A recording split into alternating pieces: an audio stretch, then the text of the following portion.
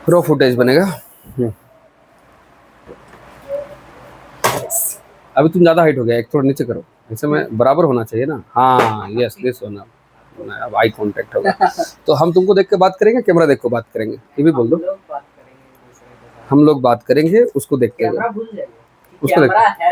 अच्छा नहीं तो इस किधर देखना है, इधर ही तुमको ही देखना है। हम लोग ओके जैसे अभी बात कर रहे थे कैसे कैसे ओके ग्रेट। जस्ट ऐसे नॉर्मली बात करना है, क्वेश्चन पूछो गर्मी वाला। बिना किसी एक्सपेक्टेशन के कि वीडियो में ये लोग मतलब ज़्यादा व्यूज है, कुछ नहीं। आप ये भी नहीं सोच रहे कि अपलोड भी हो, जस्ट हम लोग ट्राई करेंगे कि वैल्यू कुछ ठीक है, तो जो क्वेश्चन हम बोले थे वो क्वेश्चन स्टार्ट करो, हम बात करते हैं।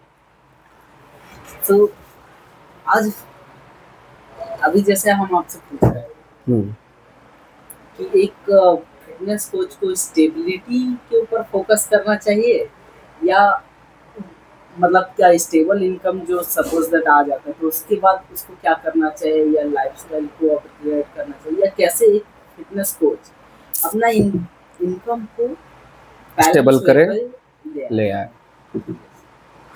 तो देखो फिटनेस कोच या वेलनेस कोच या कोई भी कोच जो प्रोफेशनली अपने काम को करते हैं, और प्रोफेशनली बोलने का, प्रोफेशनल्स बोलने का मतलब वो हो गया जिसमें कि आप अपना जो स्किल्स है उसके दम पे आप अर्न करते हैं। ठीक है, तो आपके पास 24 घंटा होता है, 24 घंटा में आप 8 घंटा काम करते हैं और उसके बदले आपको जितना अर्निंग मिलता है वो अर्निंग ही आपका अर्निंग होगा। क्योंकि अगर उसको आप मल्टीप्लाई करना चाहेंगे तो अल्टीमेटली आपको या तो जो स्किल है वैसा लोगों को और अपने अंडर में रखना पड़ेगा, तभी जाके मल्टीप्लाई कर सकते हैं। तो आप 8 घंटा काम करेंगे, 8 घंटा काम करके आप जो भी अर्न कर रहे हैं वो आपका एक बेसिक मंथली अर्न हो सकता है। तो मेरे हिसाब से आपको मैक्सिमम अपना लिमिट को जानना चाहिए कि आपका मैक्सिमम अर्निंग कितना हो सकता है अगर आप प्रोफेशनली अपने स्किल्स, अपना टाइम के दम पे आप कुछ अर्न कर रहे हैं। जस्ट लाइक फिटनेस कोच या वेलनेस कोचेस, या जैसे आप योगा टीचर हैं, तो आप 8 घंटे में मैक्सिमम 6 लोग को गाइड कर सकते हैं, सिखा सकते हैं। क्योंकि उसके बाद आपका ट्रेवलिंग भी होता है, 1 घंटे का क्लास हो गया, फिर ट्रेवलिंग हो गया, तो 6 मान लीजिए एक क्लास से आपको 10,000 मिल रहा है, तो 6 क्लास से मैक्सिमम आपको 60,000 मिल सकता है, या ज़्यादा मिल रहा है तो उसके अकॉर्डिंग ज़्यादा हो सकता है, 12-15 हज़ार भी हो सकता है, वो डिपेंड करेगा। लेकिन जहाँ स्टेबिलिटी की बात आती है तो एक प्रोफेशनल के लिए स्टेबिलिटी होना उसके फाइनेंशियल स्किल्स के ऊपर डिपेंड करता है। जैसे आप 60,000 कमा रहे हैं और कितना बचा रहे हैं, इससे आपका स्टेबिलिटी आएगा। क्योंकि हम लोग को कोई सैलरी पे नहीं कर रहा है। आज आप 6 लोग को सिखा रहे हैं, आज 7 लोग को सिखा रहे हैं, हो सकता है कल आपके लाइफ में ऐसा आएगा 1 महीने बाद, 2 महीने बाद कि 3 लोग छोड़ चुके हैं, 3 लोग सीख रहे हैं, या सब कोई छोड़ चुके हैं। आपको फिर न्यू क्लाइंट्स के ऊपर जाना पड़ेगा, फिर से बेस क्रिएट करना पड़ेगा, ऐसा भी हो सकता है। जिसमें पीटी क्लास जिसकी हम बात कर रहे हैं, तो कहीं ना कहीं आपको अगर इनकम को स्टेबिलिटी करना है तो अपने सेविंग स्किल्स को बढ़ाना पड़ेगा, यानी इन्वेस्टिंग स्किल्स को बढ़ाना पड़ेगा। फाइनेंशियल स्किल्स जिसको बोलते हैं उसको आपको सीखना पड़ेगा और आप उसको इम्प्रूव कर सकते हैं। अदरवाइज ऐसा कोई फिक्स सैलरी नहीं है कि स्टेबिलिटी आएगा। ये तो आप सही बात बोल रहे हैं।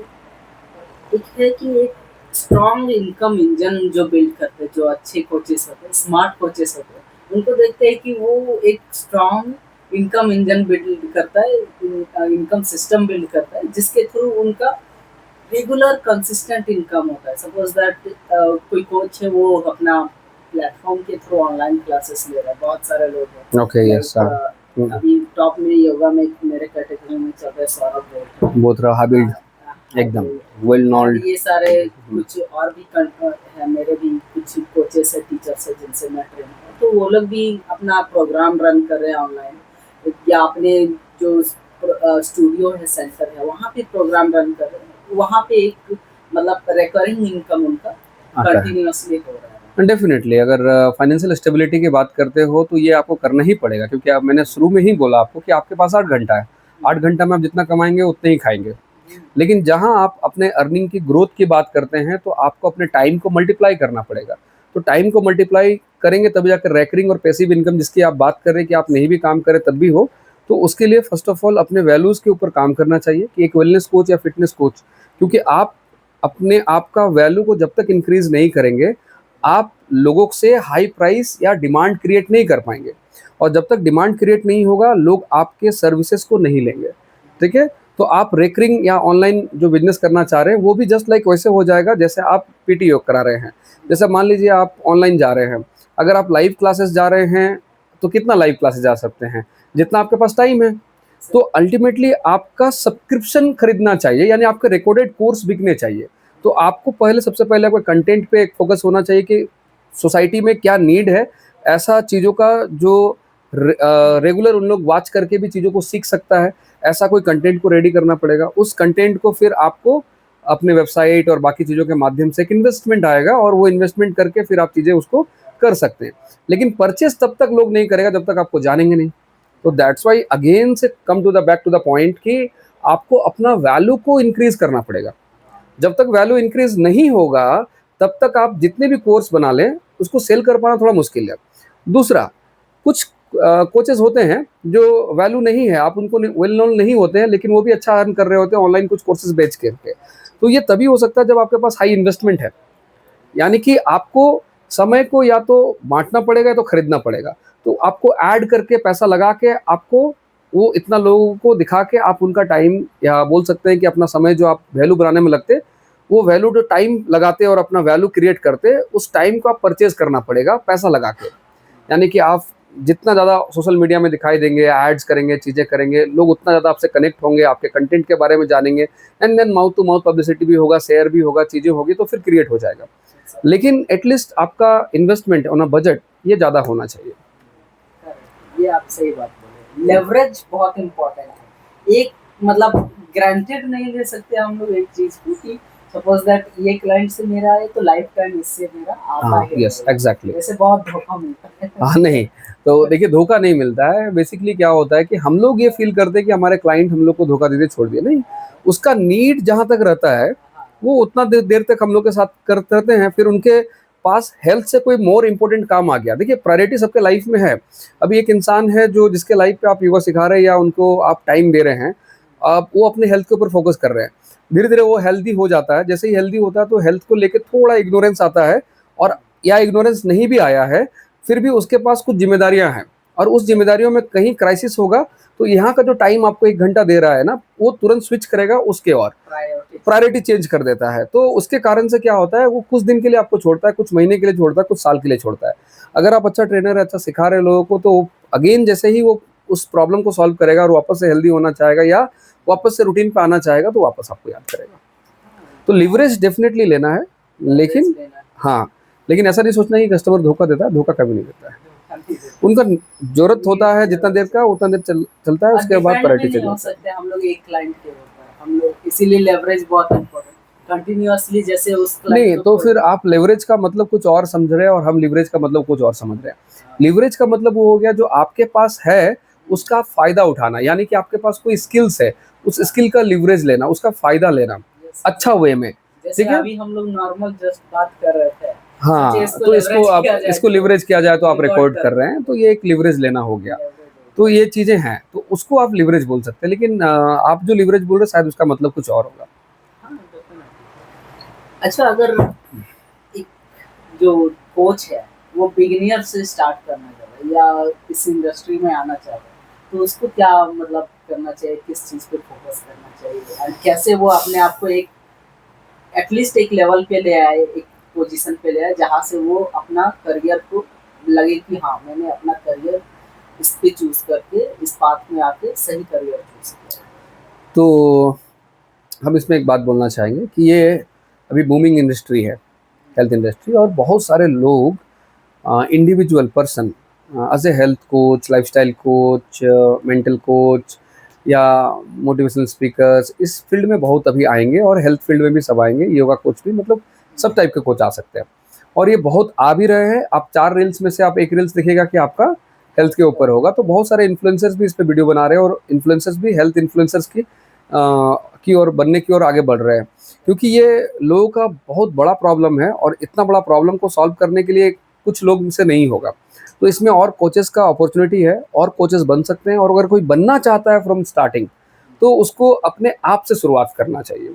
यानी कि फर्स्ट ऑफ ऑल उसको अपने ऊपर वो बातों को इम्प्लीमेंट करना चाहिए जो बातें वो पढ़ रहा है हेल्थ कोच बनने के लिए, ठीक है।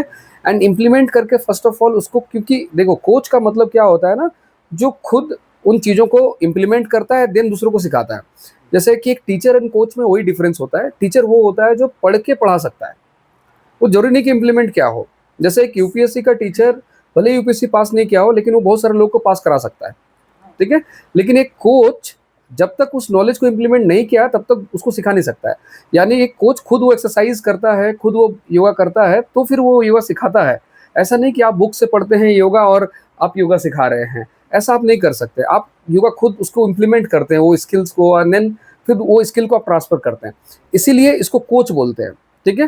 तो एक वेलनेस कोच का, या कोई भी कोच, सिंपल हेल्थ कोच कोई भी, अगर वो बनना चाहता है तो फर्स्ट ऑफ ऑल जितनी भी चीज़ें वो सिखाना चाह रहा है वो बातों को खुद में इम्प्लीमेंट करे, पहला स्टेप।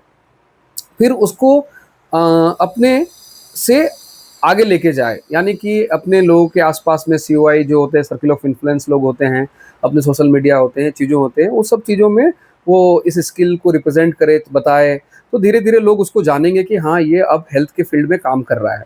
तो इससे उसका एक आइडेंटिटी क्रिएट होता है कि ये लड़का अब हेल्दी हेल्थ के पर्सपेक्टिव वे से चीज़ों को बात करता है या उस टाइप में करियर बना रहा है, तो लोग भी उसको उस नज़र से देखना शुरू करेंगे। और कुछ टाइम लगेगा, उसका एक आइडेंटिटी क्रिएट होगा, फिर लोग उसे सवाल पूछेंगे, प्रॉब्लम्स लेके आएंगे। अगर उसका प्रॉब्लम्स को सॉल्व करता हुआ जाएगा तो धीरे धीरे उसका करियर में उछाल आएगा। और इसके साथ साथ फिर इसको कमर्शलाइज लेके जाना है तो फिर कुछ कमर्शलाइज मतलब कमर्शियल कुछ ट्रेनिंग या इन चीज़ों को, स्किल्स को डेवलप करे और उसको इम्प्रूव कर सकता है। सो अगर जैसे आप बहुत सही आपने बताया कि इस प्रकार से अपना सर्कल ऑफ इन्फ्लुएंस बढ़ा के लोगों का one by one step by step आगे बढ़ सकता है। तो ऐसा कोई मतलब जैसे अदर फील्ड्स में होते हैं कुछ प्लेटफॉर्म बेस्ड, लाइक अगर आप सपोज दैट स्पोर्ट्स का बात किया जाए तो वो लोग स्पोर्ट्स एसोसिएशन से जुड़ते हैं ताकि उनका ग्रोथ और बेटर हो पाए। और सपोज दैट अदर फील्ड्स हो गए तो वहाँ पे भी एक बूस्ट इंक्यूबेट करने के लिए उनको कुछ ना कुछ मतलब होते हैं जहाँ से वो ग्रोथ पा सके या ऐसा कुछ जिसके थ्रू वो लोग ग्रोथ अचीव कर पाएंगे। सपोज दैट मैं योगा इंस्ट्रक्ट करता हूँ, मेरे पास ऑप्शन है पीटी, स्टूडियो पे in person training and online training. इसमें से मतलब सबसे टफ जो है, जो बहुत कम लोग अचीव कर पाते हैं, उसका परसेंटेज भी हार्डली 5 to 10% है। ऑनलाइन उसका लेवरेज बहुत हाई है, उसमें मीन्स ग्रोथ बहुत हाई। लेकिन जहाँ बात आई पीटी का, पीटी में एक लिमिटेड ग्रोथ है, उससे थोड़ा सा हाई ग्रोथ में भी स्टूडियोज में हो सकते हैं अगर गुड पेइंग क्लाइंट हो और अच्छा वहाँ पे ऑडियंस साइज हो। एंड उससे बड़ा ये है, भले ही टिकट साइज ऑनलाइन में कम हो जाता है लेकिन फिर भी वहाँ ग्रोथ का चांसेस हो जाता है ज़्यादा, क्योंकि अगर कोई कोच अच्छा वैल्यू क्रिएट कर पा रहा है, वैल्यू दे पा रहा है उस ऑनलाइन के थ्रू, तो लोग वहाँ पे आते हैं। टिकट साइज कम भी होता है लेकिन फिर भी उनका ग्रोथ बहुत हाई होता है। तो ऐसा मीन्स इस इंडस्ट्री में क्या कर सकते हो वो, जिससे अपना फेज बाय फेज वो स्टेबिलिटी तो नहीं, मतलब phase by phase layer grow करे, ग्रो करता है। तो ये बहुत बड़ा सवाल हो गया, इस पे पूरा पॉडकास्ट 1 घंटे का चाहिए होगा, तो इसको हम लोग एक बार अलग डे में रखेंगे। अभी फिलहाल हम लोग कितना रिकॉर्ड किया उसको देखते हैं, ठीक है, कैसा लग रहा है वो भी देखते हैं।